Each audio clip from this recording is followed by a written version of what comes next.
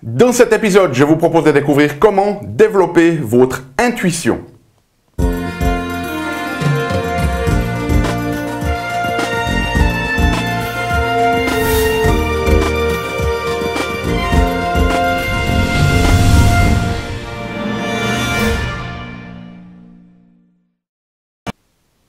Parce que la vie est bien trop magique pour être petite et que nous avons tous besoin d'une prescription pour grandir en conscience et faire que nos rêves dévorent notre vie. Bonjour, je suis le Dr Yannick Pauly, bienvenue à un nouvel épisode d'une grande vie. Vous le savez, dans ces épisodes, chaque semaine, je vous propose de découvrir des stratégies pratiques pour grandir en conscience, qu'elles soient d'ordre physique, émotionnel, psychologique ou spirituel, parce que c'est cette conscience qui est au cœur d'une vie pleinement vécue et de notre évolution en tant qu'être humain.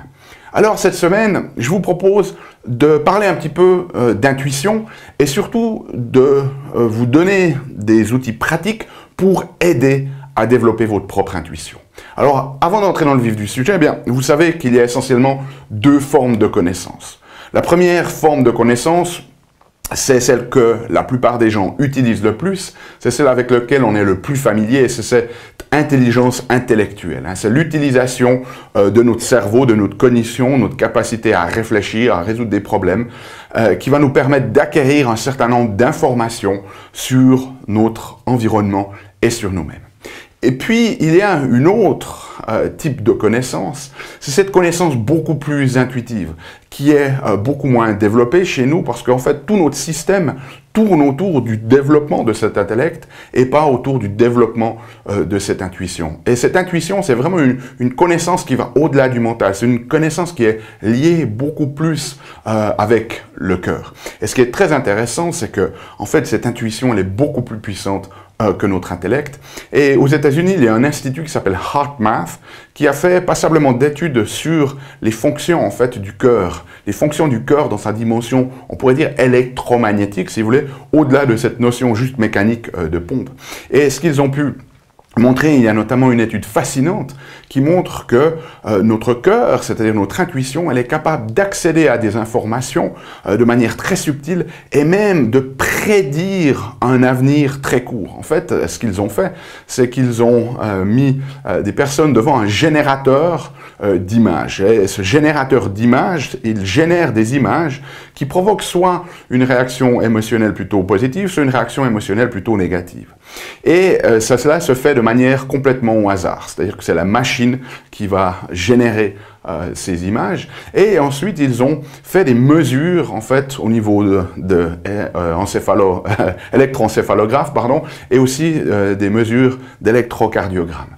Et ce qu'ils ont pu montrer, en fait, c'est que avant même que l'appareil qui va générer une image complètement au hasard, donc on ne sait pas si ça va sortir positif ou négatif, le cœur, lui, en fait, quelques millisecondes avant même la génération de l'image, il est capable de détecter si c'est une image positive et négative, parce qu'au niveau cardiaque, l'image positive ou l'image négative vont créer en fait un changement physiologique complètement différent. Donc notre cœur, notre intuition, si vous voulez, elle est capable de détecter des choses même avant qu'elles se passent. Et ça remet vraiment en question un certain nombre de concepts, de paradigmes dans lequel on vit. Donc tout ça pour vous dire que cette intuition, elle est très très importante. Et d'ailleurs, je crois que les gens l'ont compris, parce qu'énormément de gens en fait adorent pouvoir faire appel à des gens qui utilisent leur intuition.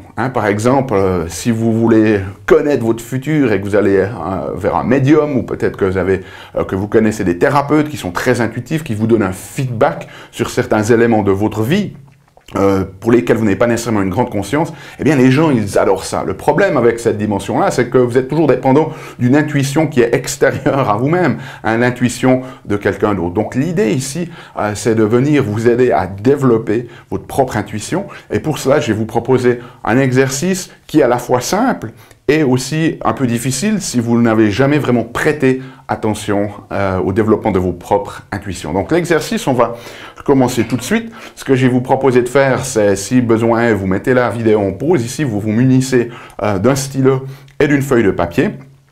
Voilà, j'espère que vous l'avez fait. Donc si vous êtes prêts maintenant, je vais vous proposer de diviser en fait votre feuille de papier en 3 colonnes. Et la première, vous allez mettre situation dans la première colonne. Dans la deuxième, vous allez mettre relation. Et dans la troisième, vous allez mettre projet. OK? Donc, 3 colonnes, une situation, une relation, une projet. Et maintenant, ce que je vais vous proposer de faire, et pour ça, vous pourrez mettre la vidéo en pause une fois que je vous aurai donné les instructions, eh bien, c'est que pour chacune de ces catégories ici, pour situation, relation et projet, vous allez prendre un moment et vous allez réfléchir à des situations que vous avez eues dans votre vie, dans lesquelles vous auriez préféré ne pas vous retrouver. OK? Et une fois que vous aurez fait ça, trouvez-en au minimum 3, 5, même 10 si vous voulez, peu importe, mais trouvez des situations dans lesquelles vous auriez préféré ne pas vous retrouver.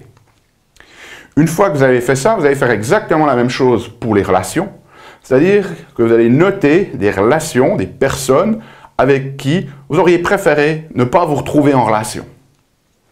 Et puis finalement, vous allez noter des projets que vous avez commencés, dans lesquels vous vous êtes lancé, et qui finalement se sont avérés vraiment tellement problématiques que vous auriez préféré ne pas vous retrouver ou ne pas vous engager dans ces progrès.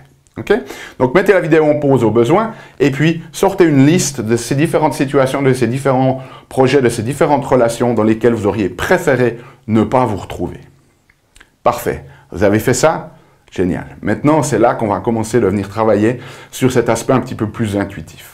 Et la question que je vais vous poser, et là, quand on travaille avec des gens, c'est vraiment là que la magie s'opère, en fait, c'est que je vais vous poser la question suivante. Vous allez prendre chacune de ces situations, hein, donc vous avez pris peut-être une situation, vous allez prendre la première, et puis je vais vous poser la question suivante. Dans cette situation dans laquelle vous êtes retrouvé, où vous auriez préféré ne pas vous retrouver, très certainement au départ, il y a eu un indice. Parfois, il est très, très, très subtil. Okay? Mais il y a très certainement eu un indice qui vous avait dit je sais pas, il faudrait peut-être pas que j'aille dans cette situation-là. Et si on prend les relations et les projets, c'est exactement la même chose. Pour ces projets qui ont mal tourné, si vous voulez, il y avait à un moment donné, au moment où vous avez pris la décision, c'était peut-être avant, au moment de la décision, peut-être même après, vous avez quelque part eu un indice, un ressenti, que vous n'auriez pas dû faire cette chose-là. Je crois que vous savez de quoi je parle. Okay?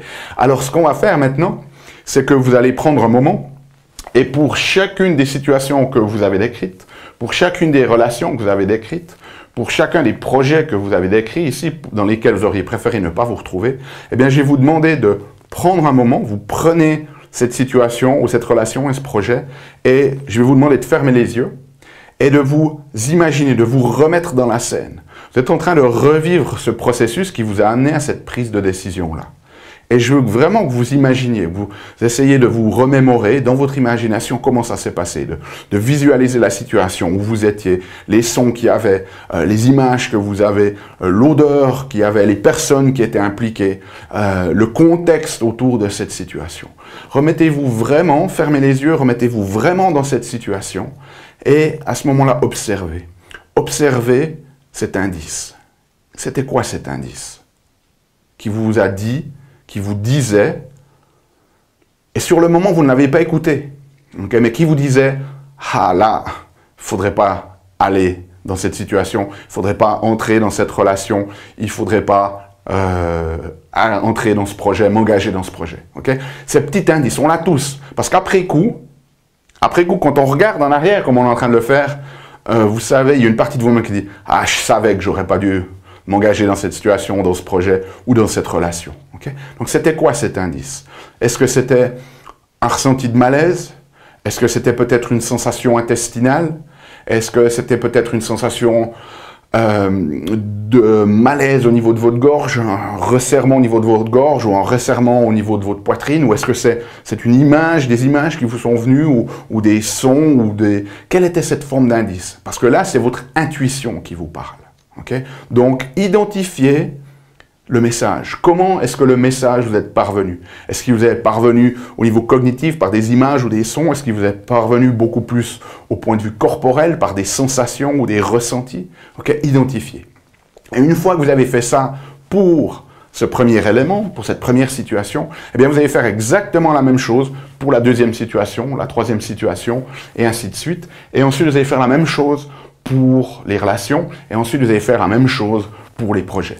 Et vous allez voir qu'en faisant cet exercice, eh bien vous allez voir que dans toutes ces situations, votre intuition vous a parlé, et à ce moment-là, dans le passé, vous ne l'avez pas écouté parce que vous n'avez peut-être simplement pas fait attention, ou bien vous n'étiez pas au courant que nos intuitions nous parlent, ou alors vous ne lui faisiez pas suffisamment confiance pour l'écouter.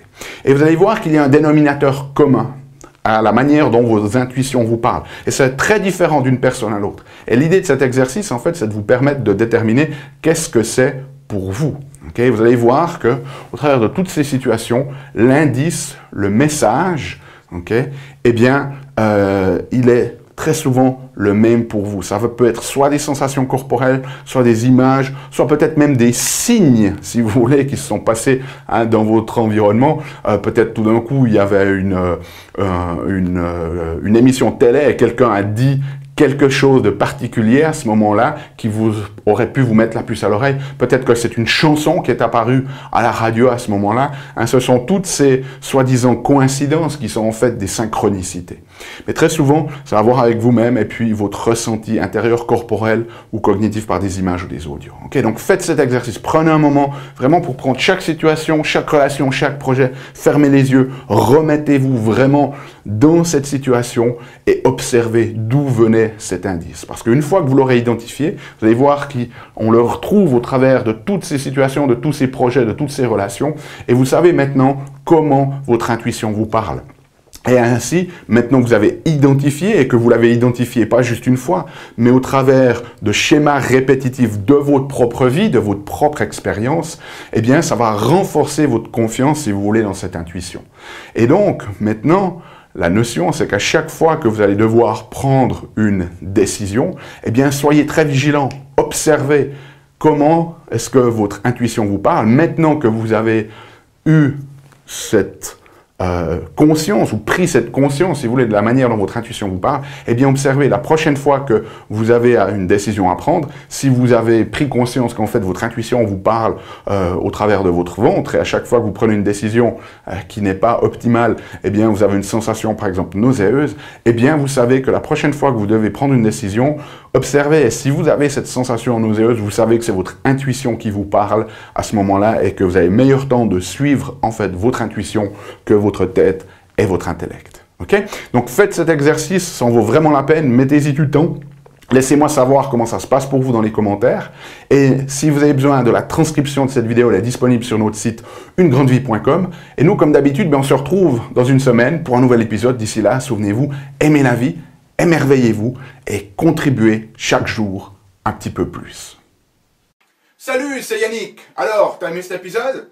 Sais-tu que tu peux rester connecté et même approfondir le sujet en faisant 3 choses?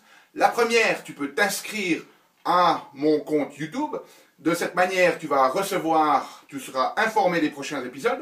La deuxième chose que tu peux faire, c'est approfondir le sujet grâce à ce DVD, les 7 clés d'une grande vie. Il est complètement gratuit. C'est le DVD d'un atelier que j'ai fait de 2 heures environ qui explique les bases de la méthodologie et qui vous donne des exercices pratiques dans la méthodologie Une Grande Vie. Donc il est gratuit. Tout ce que tu as à faire, c'est cliquer sur le lien.